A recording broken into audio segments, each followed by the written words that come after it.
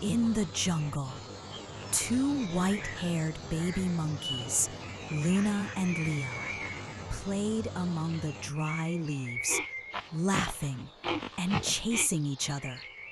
They rolled in the crunchy foliage, sending leaves flying everywhere.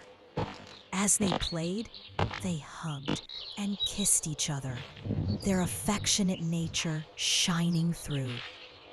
"I'd love playing with you, Luna," Leo exclaimed.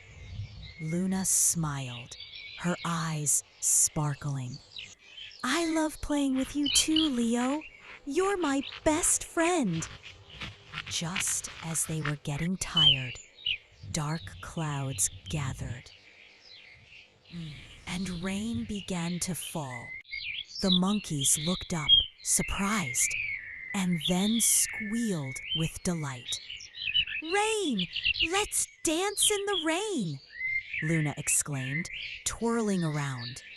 Leo joined in, and together they danced, laughing and splashing in the puddles.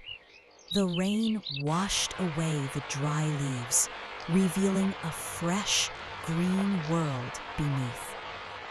As the rain poured down, Luna and Leo hugged each other, feeling the cool droplets on their fur.